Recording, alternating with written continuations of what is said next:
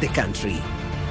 Tune in to KBC Channel 1 on Thursday the 19th February for a comprehensive news coverage on the drought situation in the country.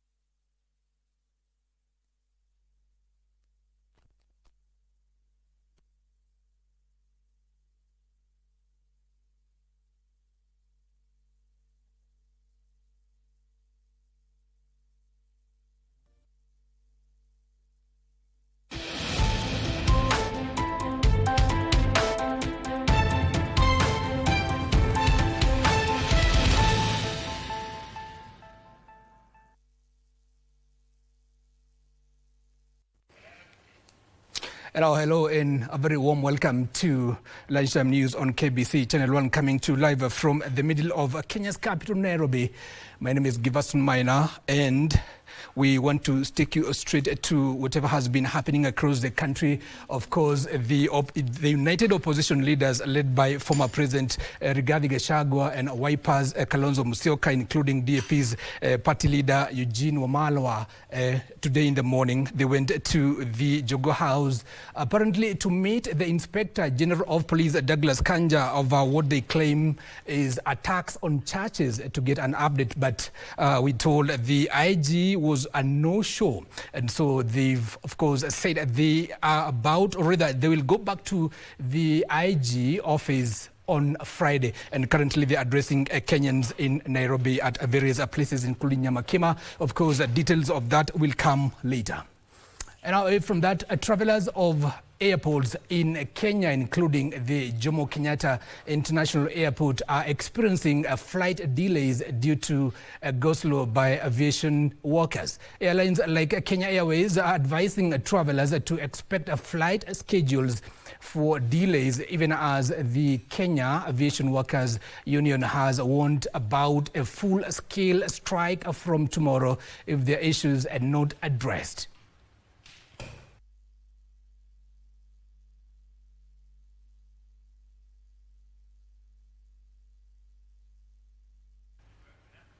And residents of Marsabit County say the worsening drought situation in the area has forced many young people out of school and may lead to increased cases of female genital mutilation and forced marriages. Now, speaking during an anti-FGM sensitization campaign at Logo over the weekend, the residents led by anti-FGM crusaders Rufo Barako and Monica Baselo said some youth have now sunk into drug and substance abuse, as many poor parents marry off their daughters to wealthy older men in return for dowry. In periods of drought, normally children drop out of school, and for girls that drop out of school due to such challenges, they are at risk of getting married early. FGM and early and post marriages go hand in hand most of the time. Ninawaeleza jamii nzima wa Marsabit, wakazi wa Marsabit, wa mama haswa na wa baba na vijana wa kiume na wa kike, tafadhali tuhamasishe wasichana wetu dhidi ya hii dhuluma za kijinsia, yani ukeketaji kwa wasichana. Tungo na changamoto ya njaa, pia ya school fees. Wengine sahi wako hapa wanatumia tu drugs kwa sababu wamekosa kitu ya kwenda nayo shule.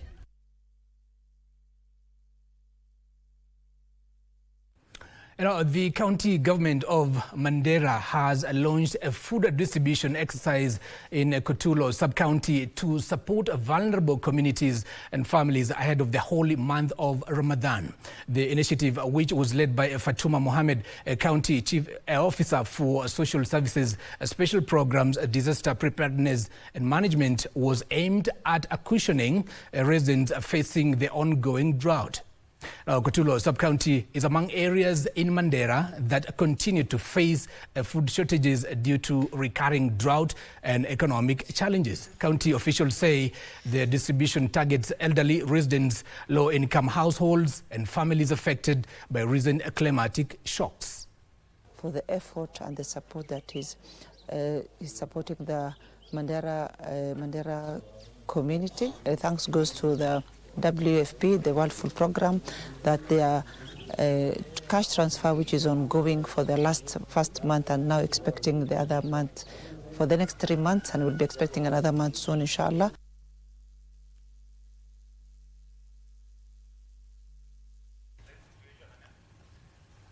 Now I want to take you to Wajir County, where our very own Farah Yusuf, our very own reporter, is on standby just to bring us to speed on matters drought. Farah, if you can hear me, what have you gathered so far about drought concerns?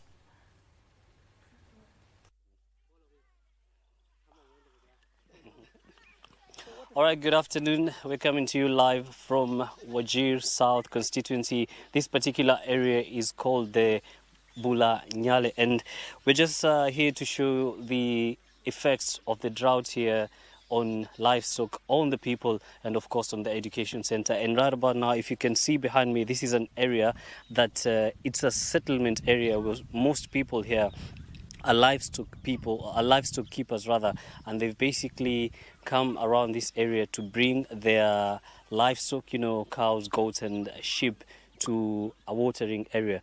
The reason why this area has many people, Giverson, is because this happens to be the only remaining area with a borehole that is functioning. The others in this area are not functional, so many people trek miles from the morning hours up until now. And from the time that we got here, we were able to see many people that were basically coming here to bring their livestock to the watering areas, and those of course that have made their temporary settlements here so that they can be close to the area. And I'm not alone, I'm joined by my colleague Adan Ibrahim, and we will basically talk about what we were able to see yesterday when we were coming to this area. So Adan, when we were coming yesterday, paint the picture for the viewers of what the area was like in Habaswein coming to this area. Yeah, we are in Habaswein.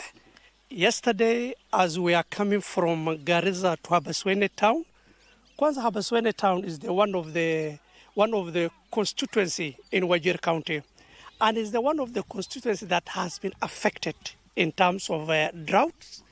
And we have seen several carcasses as we are coming down. And since this morning, we have done some spot check in several institutions and also several of borehole that we have witnessed. As we are even right now here, we have seen, this is the remaining water point that is in Wajir South. Most of the boreholes, including the dams, has dried up. But the carcass, the livestock who came today here, the pastor said that this number might not become the same tomorrow. But the current situation is need urgent intervention, and the carcass all over. You see the cows dying there. You see another goat there, and even including the issue of malnourished. It has been raised. And this morning, we have visited Del Manyale Primary School, and you heard from the head teachers that saying that the number of the student enrollment has been reduced drastically. But we are going to give you more details on Thursday this week. Keep on watching Channel 1 Farah. Yes. Thank you very much. That is my colleague Adan, and of course Adan will be doing a feature on the effects of the drought on the livestock here, and then I'll be handling education. Right about now, Giverson, I'd like to bring in an expert from Red Cross to talk about the drought situation and how they classify it. Good afternoon. Let's start with your name and then tell us, how do you see the drought situation in Wajir right now? Yeah, good afternoon. My name is Suleiman Sanei, working with Kenya Red Cross in Wajir County.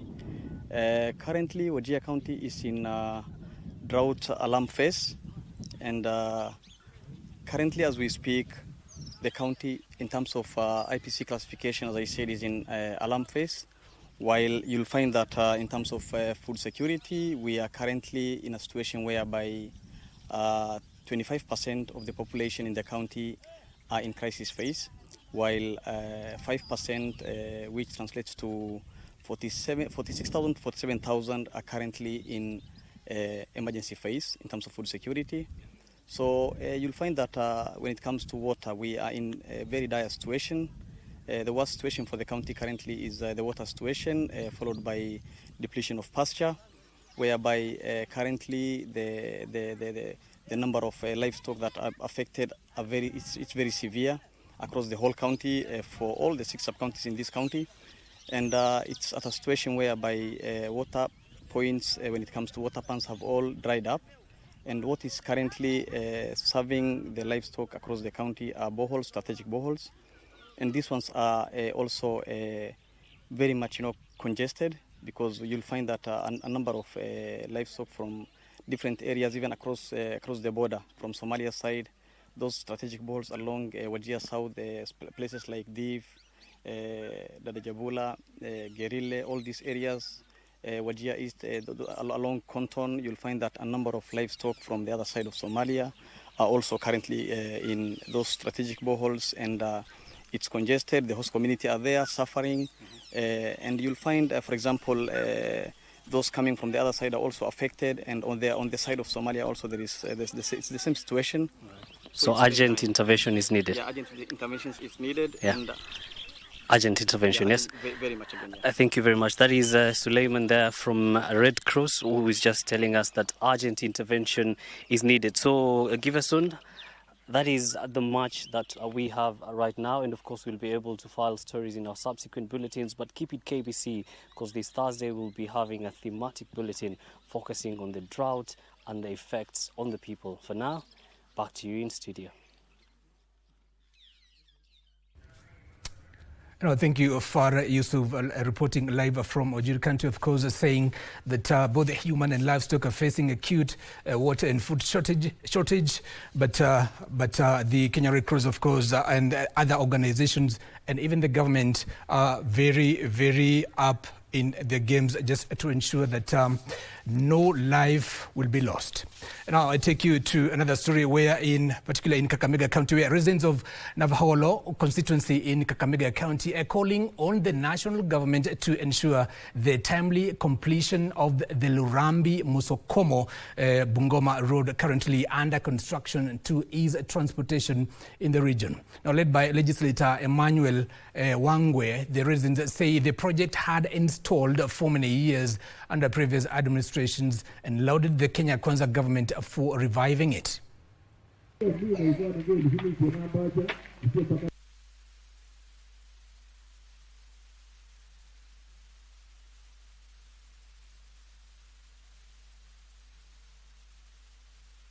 Nimewaambia Mheshimiwa Ruto amenipa hii pesa 3.2 billion ya kujenga hii lami.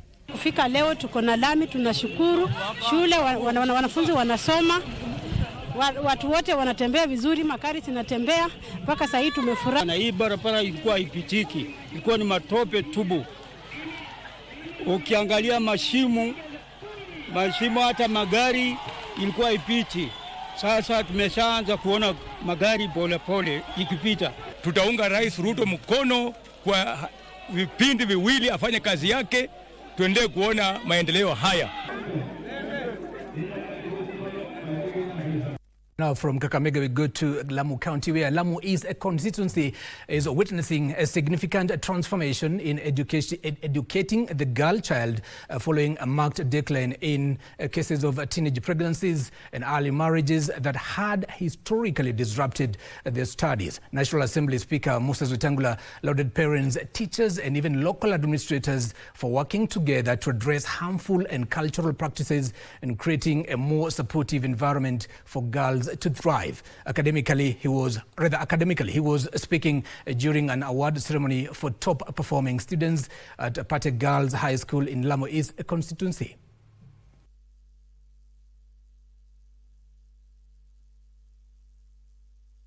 Na mimi kama spika wenu tutaendelea kuwaunga mkono kwa sababu bila CDF mungengojea mpaka mtu mmoja kule Nairobi afikirie ndiye akuja ajenge jengo kama hili.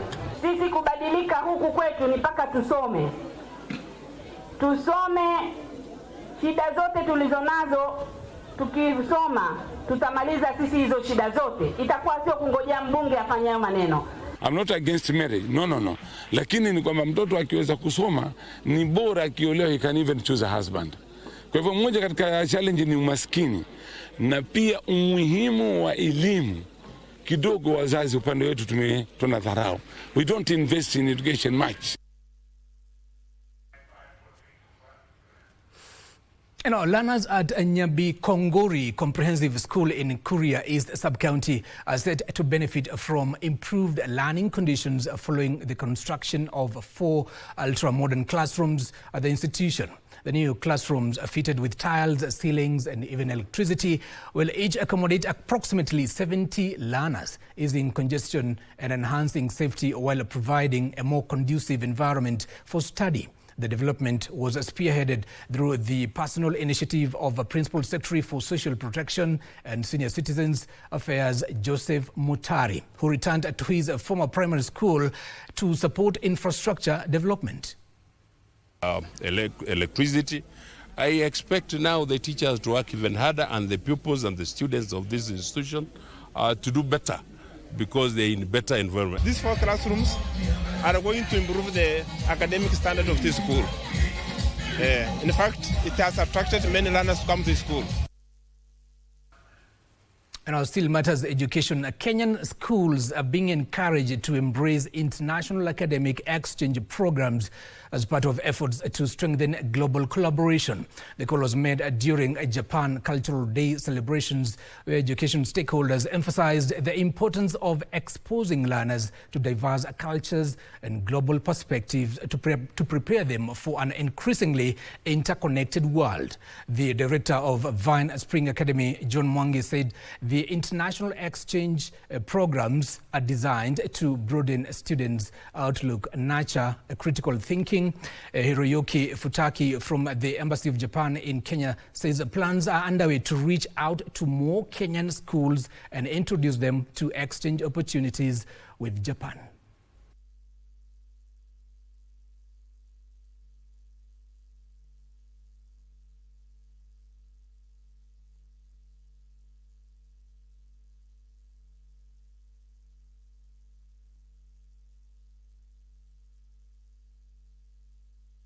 I would encourage all the schools and even the Japanese embassy to continue reaching out to all the schools, because this day is really making the student learn 1 or 2 things from one another.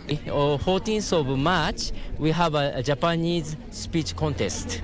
We held in Embassy of Japan. Then who was won in Embassy of this Japanese speech contest, there is a possible to be he can be visit in 2 weeks to Japan. I learned a lot, like the food they eat, and mostly I've learned about their clothing.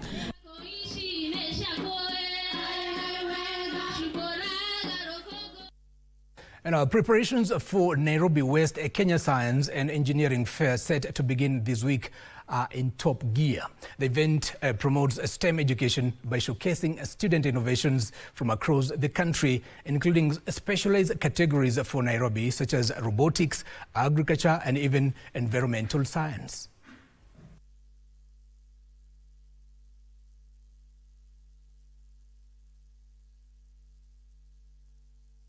for us to have a successful innovation or the competitions in the regions and also in the sub-counties, we have done workshop where we trained the teachers or the patrons in Nairobi.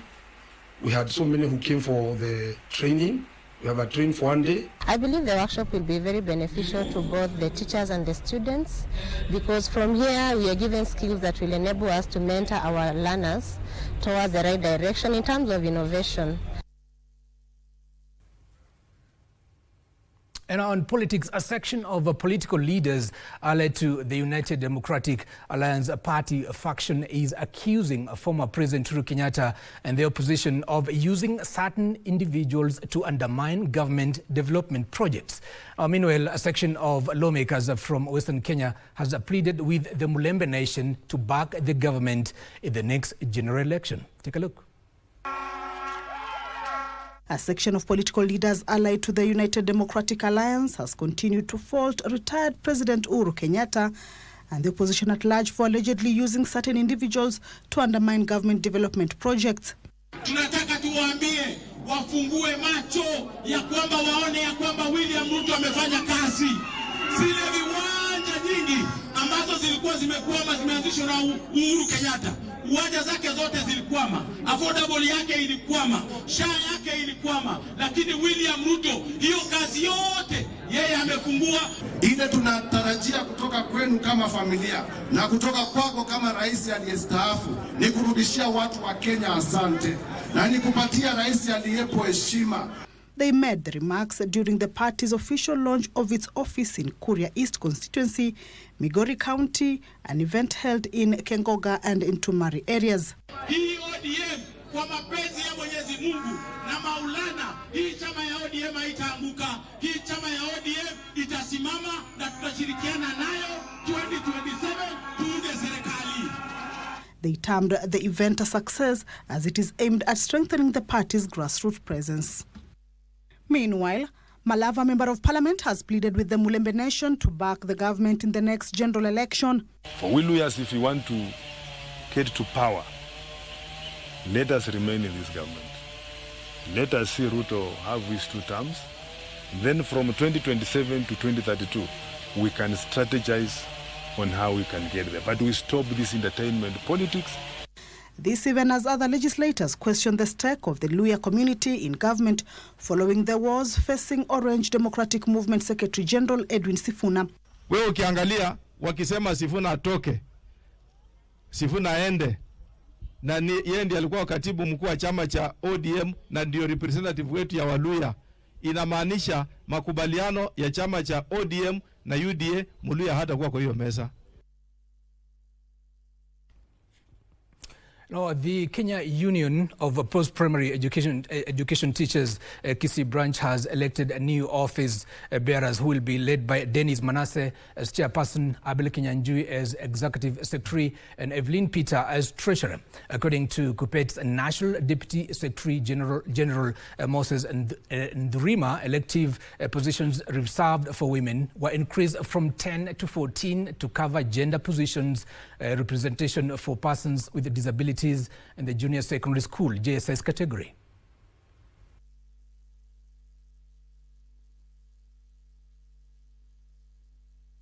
And some of the positions that have increased are that are geared to attract women. We have the assistant gender secretary, the second gender secretary, and the third.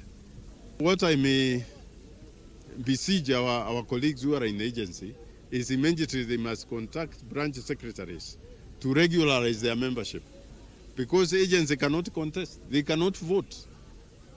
There's quite a number of privileges that they may not enjoy because they are not members per se.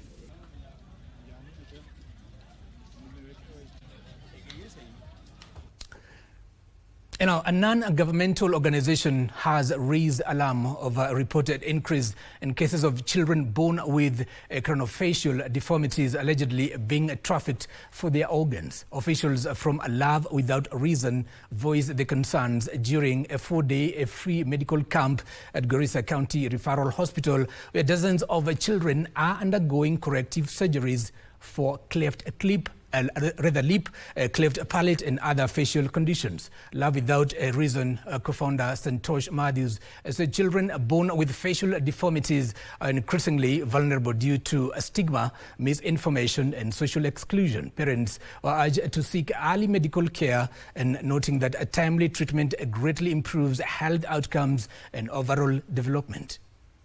I really want to encourage them to come, because making these children have their cleft repaired will make them have their education easy, their feeding easy, reduce the stigma out there that other children will try to bother them, or people will call them Shukuru Mungu sana kwa watu watatibu mtoto wangu.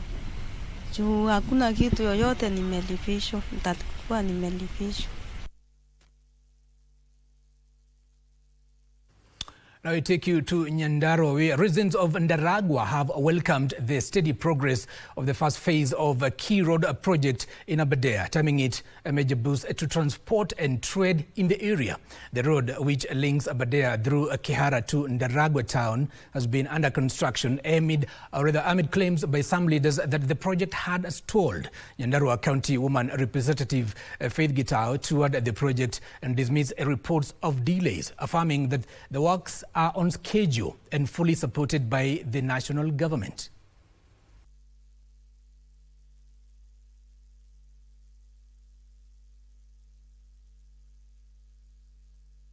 Kutoka Aberdare kwenda kwa Kihara mpaka Ndaragwa itamalizika in the next this year, itakuwa imemalizika. Kutoka hapo tutaanza kujenga kwa Mika mpaka Pesi. Kwa hivyo hata hiyo itafunguka, itazunguka mpaka Shamata tuende Kaka tuende Kariamu. Kwa hivyo tunaona hapa Ndaragwa maneno yetu sasa imekuwa mzuri. Ndaragwa kwa wakati huu tumesahaulika sana kwa muda mrefu sana, kwa sababu barabara, hata wakati hatukuwa na pikipiki, wakati wa kunalisha mifugo tunatoa maziwa, hakuna wakati na barabara imeharibika, hatuleti maziwa, inahabikia kwa barabara. Kama ni maji hatuoni pahali pa kwenda kuchota, lakini tunashukuru. Now, matters environment. Residents of Ogande village in Homa Bay County are appealing to environmental agencies to intervene and regulate the excavation of Maram, saying the activity has led to severe environmental degradation. The residents allege that the pits left behind have become dangerous, with several children reportedly losing their lives after falling into water-filled excavations. They also report that their complaints to various state departments seeking either a halt or stricter control of quarrying activities have not yielded action. Huyu mtoto wangu alienda kuchota maji. Mimi nilibaki nyumbani, alafu nilisikia tu kama watu wanapiga kelele. Nikienda huko nikapata kama mtoto alisaingia kwa maji. There is land reclamation. The late Chief Ben had already called the sukari industry to come with the waste, to come and fill this very huge quarry. Tushapoteza watoto wengi hapa kwa quarry. Sasa tunaomba serikali kama anaweza kutusaidia, tafadhali utusaidie.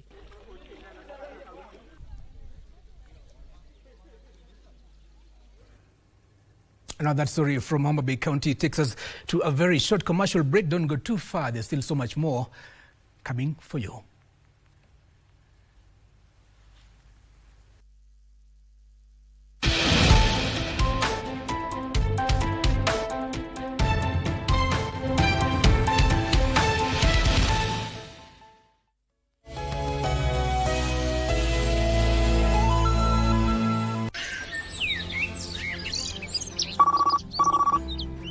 Halo, habari ndugu. Unaongea na Joffrey hapa. Habari Joffrey.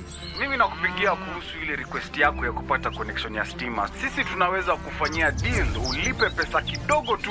When the deal is too good, think twice. Lakini kitu moja inanishangaza na wewe. Hii ni kuhatarisha maisha yenu nyi wenyewe na pia ya wale mnaenda kutokea kwa manyumba zao. We are diving into the mind. Stay vigilant to get safely and legally connected to the power grid. Koti hii imewapata na hatia, na mkiwa mkuridhika na uamuzi wa koti, mko na siku 14 za kurudisha apili. Shortcut ni ya wakora. Malipo yote ya Kenya Power hupitia channels rasmi peke yake. We mzee, hizo ni gani unajaribu kutufanyia? Tumekuja kuwashika, boda boss utamulikwa, tumekuja kuwashika. Got the fear of missing out?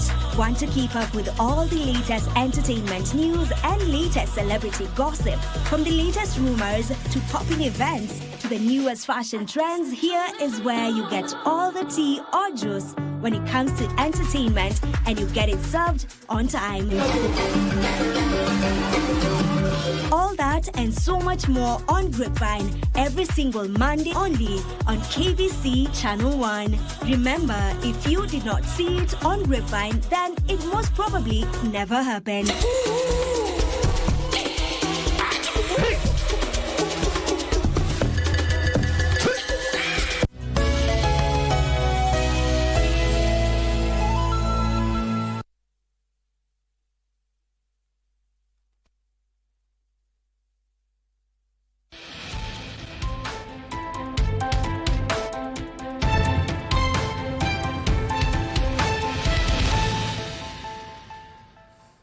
Hello, you're watching Lunchtime News on KBC Channel 1. And this particular segment is interactive segment, and we want to speak on matters, assurance, life assurance, whatever you know. What do you know about life insurance, and so much more, And our guest is Benedicto Makena, who is the head of life and pensions at Kenya Orient Life Assurance Limited. And before we went on air, I was asking you, what's the difference between life insurance and life assurance? Yeah, okay. Thank you very much, Gibson, for this invite. Yes. I'm happy that you have given us this opportunity to have a chance with our viewers so that they can be able to understand life assurance or life insurance for that matter. And just as you have asked me, I think the best thing is, first of all, to respond to your first question. Yes. Generally, we use the word insurance to take care of all types of insurance covers that we have with the industry. However, the word assurance means that the whatever risk that is being taken against, because insurance is about risk. And I think the best thing would be to explain what is risk first. Yes. And risk, just from the way we know about it in English, is basically the possibility of loss. Yeah. And the possibility of loss means that there is a likelihood that a loss may occur. But when you talk of insurance, we talk about those risks that may or may not happen. Mm-hmm. For example, if you buy a car, that car might be stolen, or that car might not be stolen for the rest of the time that you own it. So that is insurance. That is insurance. Yes. You can also have it can have an accident or may not have an accident. So anything that may or may not happen is called insurance. But now, when we take life cover, we know that at one point in time, one will pass on. It is a must. That one is known that at one point, the creator will call you to grow it. To order. Exactly. Okay. So now that is one that is usually, we are sure that at one time it will happen. The only now difference that will happen during the time that you have that contract that exists between you and the insurance company, which we are in. For the life insurance companies, we call them life assurance companies. Okay. That's why the question was, why is it that you come from Kenya Orient Life Assurance? Yes. I think I hope I've been able to answer that too. I think Kenyans are now more knowledgeable. Yes. But the uptake of these life assurance, yes, whatever you call it, a scheme, yes, is the uptake is very low, yes, amongst Kenyans. Yes. Or what is the reason? I think I can probably talk about two reasons. Yeah. Number one is the exposure. How much do people know about insurance in general? And then, as much as they may not know or may not know, how many of them want to go an extra mile and take that cover or take that benefit or ensure that they have that benefit. That is number one. Number two, we also have other competing products that come into play, and people will make different choices. There are those people who say that I would rather take maybe a SACCO benefit, or another person will say that let me take insurance. Another person will say let me go to money market. All these are choices. But the most important thing for viewers to understand is that all these ones are important, and at any one given time, you need to have one. It's just like the way usually when you take diet, when you are taking food, you do not consider take one type of food, but you get more different types, so because you also are interested in the balanced diet. So that's why all these ones are important. At one point in time, you need them. I think many Kenyans, if not majority of them, they think insurance or assurance, whatever these kinds of scheme, it's for the wealthy and the rich people. Yes. That's why they're not involved. Thank you very much. Gibson, I will say this. Is it affordable? Actually, I would say that life insurance is very affordable. Let's use the word insurance for the sake of the viewers, so that they'll be able to understand better. Insurance is very, very affordable. Actually, if you look at, for you to purchase insurance, what you do is that you're able to give what we call contributions or premiums. The word that we use for that is premiums, but all that it means, it is basically contributions towards your cover. Mm-hmm. When you take a life insurance cover, and I think I would like to say this, a cover is basically a contract between you, the person who is holding that insurance, who we call the policy holder, and the insurance company, who we call the insurer or the underwriter. Those words mean the same thing. Yeah. So that contract, that's agreement. Basically, a contract is just an agreement between you and the insurance company that I'm going to have this cover land for this particular time. Within that particular time that it's supposed to land, you have to, as on your part, you have to honor the obligations. And one of the key obligations is the contributions. So that once you are giving these contributions, the cover lands. However, as you say, most people think it is for the wealthy, and that is not that's not the case. It's actually very, very affordable. To an extent that for as little as Kenya shillings 2,000, one can take a life cover and enjoy. But now it depends on a number of factors. Number one, it depends on the age. It depends on how much are you planning to put aside or target amount, and at the same time, the status of health. So those are the issues that usually determine, and also how frequent do you want it to happen. At the Kenya Orient, sorry to cut you short. Yes, the Kenya Orient Assurance, what is the lowest premium one can pay? For a life cover, you'll be able to get a cover at 2,000 Kenya shillings, but as I've said, we need to calculate based on the age, because that will depend on the age. Because the younger you are, the lower the premiums, and also depending on the term. The term, when you talk about a term, is how long do you want that plan to run? It is our covers run for as short as 5 years and as long as 20 years. So if there's people of the same age taking a cover for let's say 5 years, will not be the same amount of money. If the therefore amount they are looking for is different. Also on the term, also all those they depend on the choices that one is making. At what age going up and then going low? Yes. Maximum age? Maximum age usually allow up to 65 years of entry, but that is for individual. You know, we have what we call individual life covers, and we also have what we call corporate covers. Like so at 65 years, yes, if you are unemployed, yes, you want to take a life assurance, yes, how much do you pay? No, okay. There are other factors that will matter. Yeah. So I cannot say specifically this is the amount of money that you will be able to pay. But once we get into the details of what level of coverage do you want, how long do you want it to happen, then we're able now to for life. Yes, for 5 years. For 5 years. Yeah. So there are those matters that we have to consider. Yeah. We cannot say outright this is the match, because if you do that and a viewer is watching and come and say I want to pay this, you say this is how much we pay. So there are a number of factors that minimum. Can you say roughly a rough figure? Minimum. Roughly, depending on the different products, it can be 10 to 20,000. We'll be able to then the minimum age. The minimum age is 20 years. 20 years. Yes. Why 20 years? I thought if you have an ID, you're an adult. Yes. You can insure yourself. Yeah, we can insure yourself. What happens is that based on the current product that we have, we take from 20 years. But as you say, there are those even cover that you can get as 18 years of age. But it depends on the organization and the particular products that you have. But comfortably, as long as you have an ID, that is acceptable. Because you say that as long as you have an ID, that is you are in for contractual. That is, you meet the contractual the contractual requirement for you to enter into a contract. But generally speaking, if a normal Kenyan back in the village there, yes. they ask, why should they take a life assurance or a life insurance scheme? Yes. I will die anyway. I can plan for my family. When I leave, they'll have maybe some land or some property to inherit. Then why should they take a life insurance? Now, the reason why one has to take a life insurance is that today you have seen what happens if in case that let's say like you have land. We have had so many issues that are touching on land. You may own this land today, but along the way, you realize that the way the land was acquired, we have a lot of issues. So you leave your dependents at a high risk. Number two, the goodness with taking insurance is that insurance has various benefits, which I can maybe give. Let me give three. Number one, when we share, why life insurance is good for everyone, the number one is what we call protection.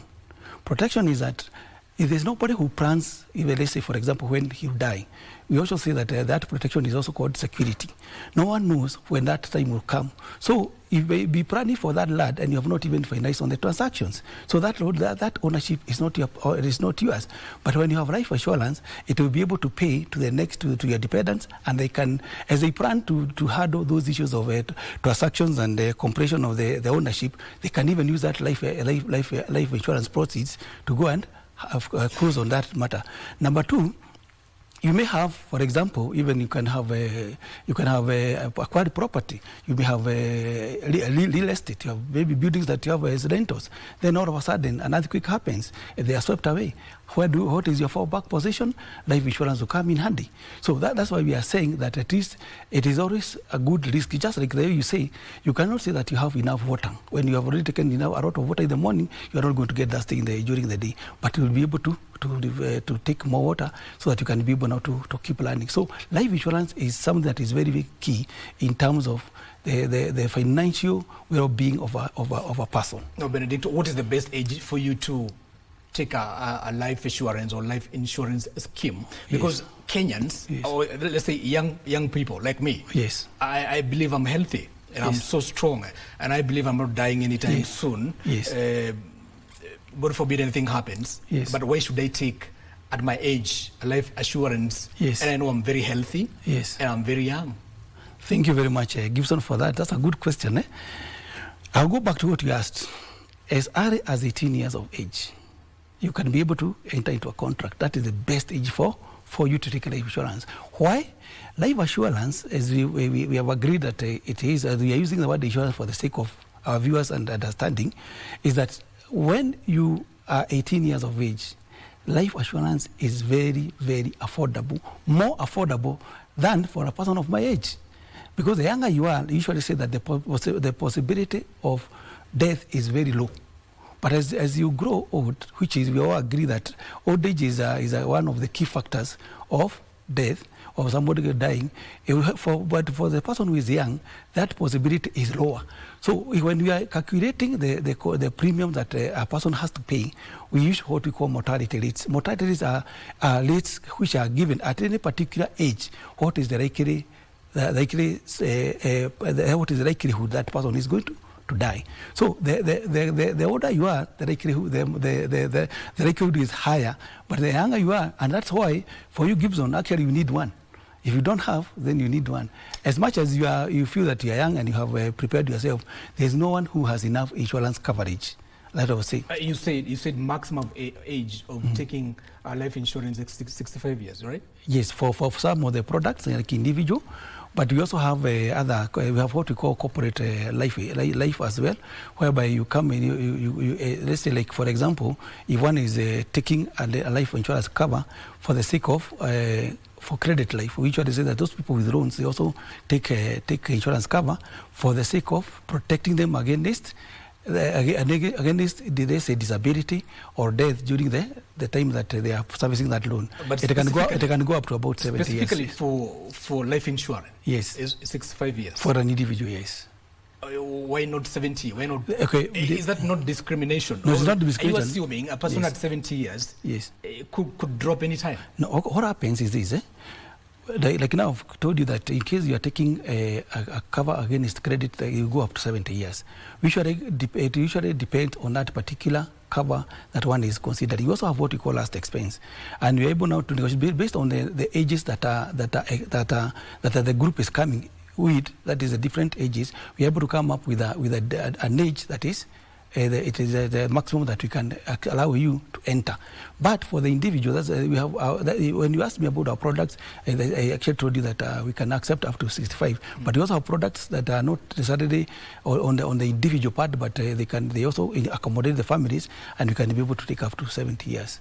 But even beyond that, based on the credit, you can go up, we can consider based on the up to 75, but based on the medical health as well. If I take a scheme today, a life insurance scheme today, yes, and I live to 100 years, yes, and I'm not dying, yes, what happens?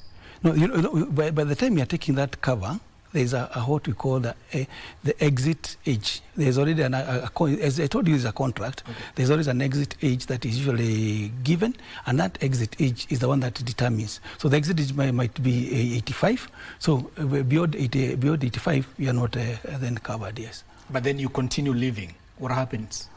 Okay, you know, as I will take you back, Giverson, to what we say. There's a contract, yes, and this contract so the contract expires maybe at 80 years.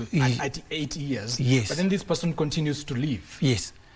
You know what so happens. You get your benefits. What happens is that these benefits. Okay, let me put it like this. You're asking a very good question.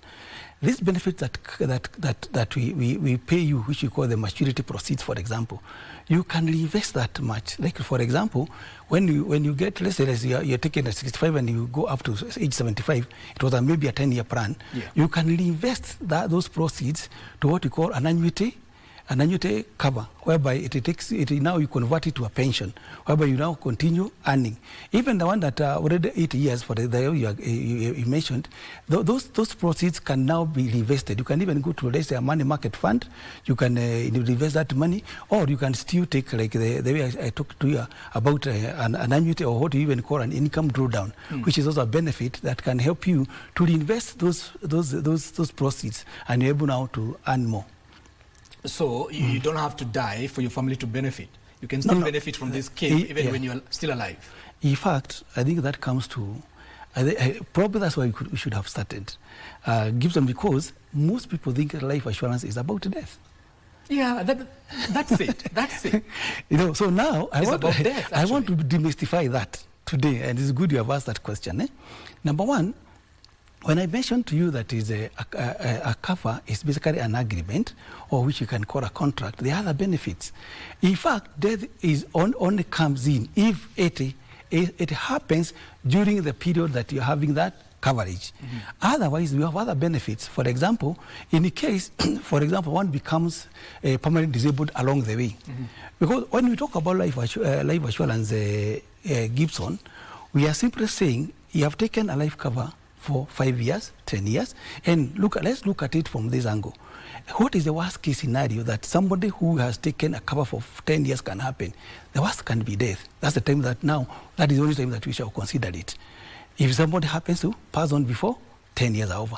However, this person can also be disabled and not die. So what happens? What we usually do as an insurance company, we assure you that if we have gotten disabled along the way, there's what we call a waiver of premium benefit that goes hand in hand with that cover that you took, and that allows you to continue enjoying that cover even if you do not continue to pay because you became disabled. When you became incapacitated, you lost your occupation, or you lost the ability to earn. So then that means that you enjoy that. At the same time, life assurance covers also have a possibility of you getting a loan. Yeah. You can get a loan against your policy or that life assurance cover, okay, as a collateral. Okay. This is another. We also have other benefits, and all these are usually attached to to the life cover. That is not, death is not the only thing. And you also enjoy what we call forced savings or discipline savings. Once you enjoy, once you continue contributing, you have been able to set aside a number of, a certain level of a fund that you could not have done had you not taken a life cover. Thank you, Benedicta. Yes. That is Benedicto McKenna, the head of life insurance. The Kenya Orient, Benedicto McKenna is the head of life and pensions of Kenya Orient Life Assurance Limited. Thank you for making time for us, and of course educating us and even our viewers. Thank you very much. Yes. From the startups are developing, startups are developing solutions which require user data protection should ensure they align with local laws before rolling out. Speakers at the Kadano Africa Tech Summit in Nairobi urge innovators to register their solutions with the Office of the Data Protection Commissioner to mitigate risk linked to data misuse. ICT Secretary Mary said the government is keen on ensuring that emerging technologies are used in a safe manner.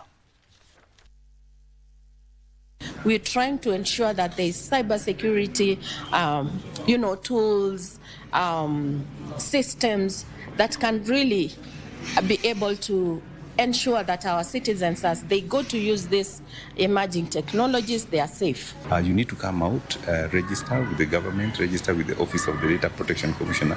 Tell us who you are, what you're doing, what data are you collecting, how are you processing it, where are you storing it. So it's just to understand what kind of data you're collecting, what you're doing with that data. Any new emerging technology, you need consumer protection, you need clarity, you cannot leave businesses and capitalism to its own device.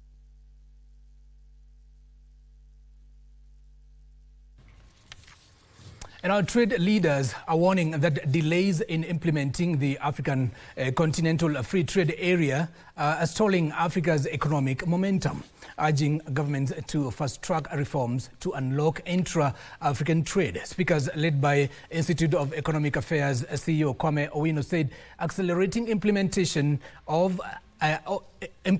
alongside digital transformation and higher production standards are key to integrating Africa into global value chains.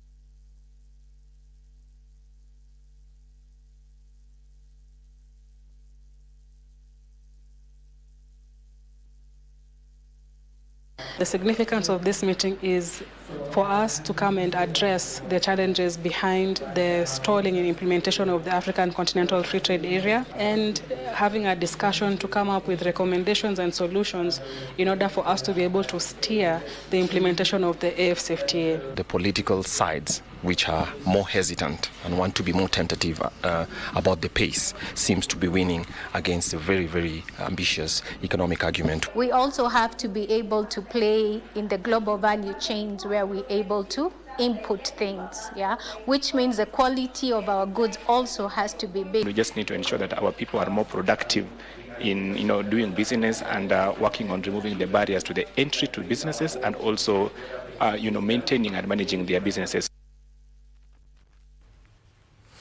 Travelers at airports in Kenya, including the Jomo Kenyatta International Airport (JKIA), are experiencing flight delays due to a go-slow by aviation workers. Airlines like Kenya Airways are advising travelers to expect flight reschedules or delays, even as the Kenya Aviation Workers Union has warned about a full-scale strike from tomorrow if the issues are not addressed.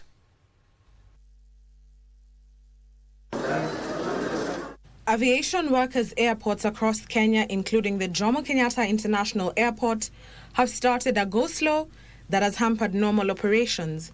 The Kenya Aviation Workers Union has threatened a full-scale strike starting Tuesday if the Kenya Civil Aviation Authority does not implement the collective bargain agreement.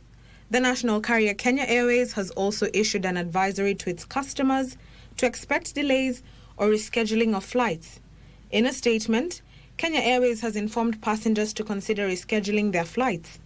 Kenya Airways says it is experiencing air traffic control operation delays at the Nairobi's Jomo Kenyatta International Airport affecting certain departures and arrivals.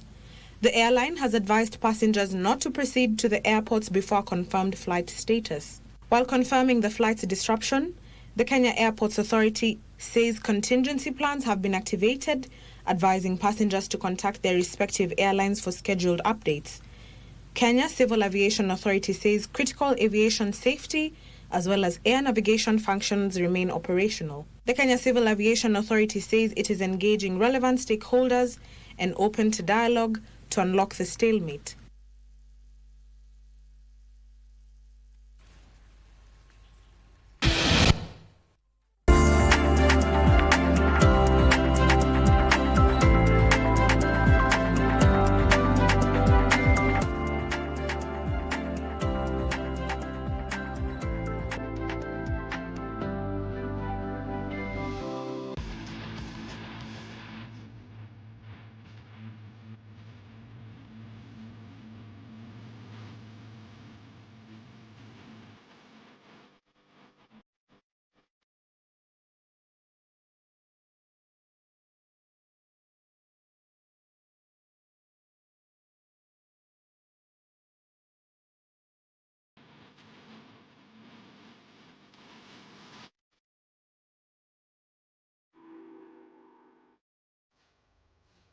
Now let's get sporty.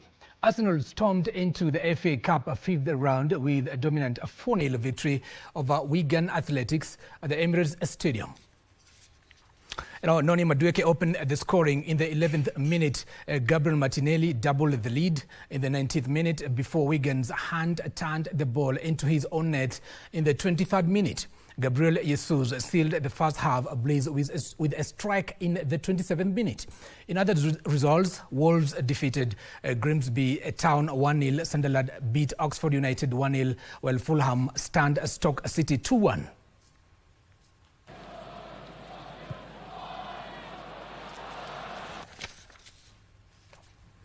And Real Betis claimed a 2-1 victory over Real Mallorca in the Spanish La Liga game played at their Iberostar Stadium. Now, Abde Ezzalzouli struck early in the 18th minute before Cedric Bakambu double Betis led in first half stoppage time. Now, Vedak Amriki pulled one back for Mallorca in the 66th minute, but the hosts couldn't find an equalizer. In another game, Rayo Vallecano stunned Atletico Madrid 3-0. Perez opened the scoring in the 40th minute. Oscar Valentin added another just before half-time, and Mendy sealed the win in the 76th minute.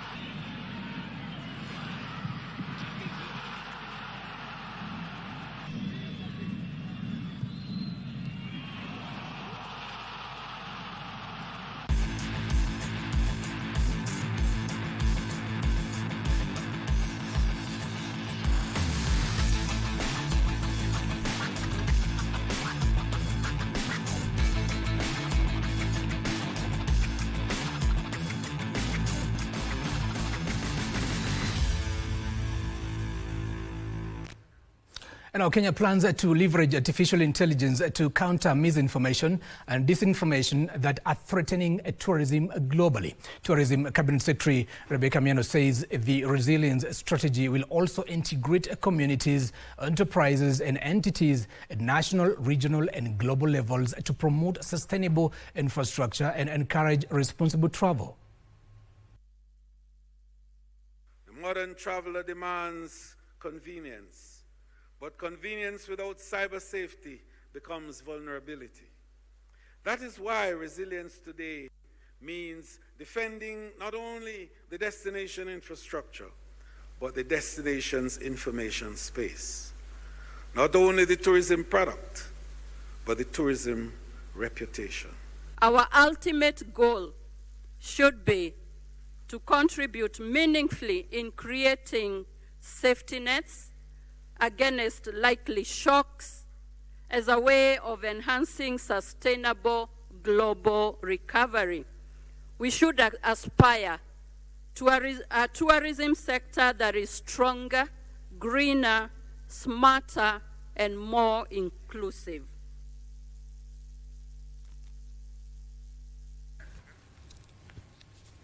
And now that's where we end our lunchtime news on KBC Channel 1, coming live from the broadcasting house. My name is Giverson Maina, and our sign language interpreter is Anno Wengeshi. And until next time, is bye-bye for now.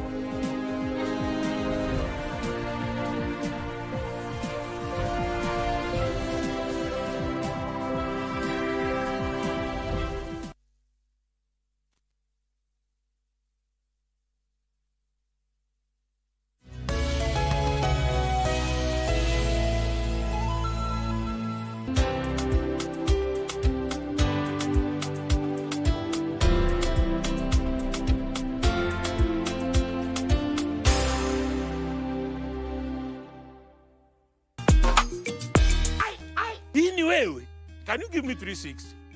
Ulikuwa unakaa clown. Mimi nilikuwa nakaa hivyo. Watu na chesianga na watoto hivi. Mimi nataka urudi sehemu yako ya kupika chapati. Obarikiwe na osanga mpaka biashara yako. Haja bwana. Hapa jikani.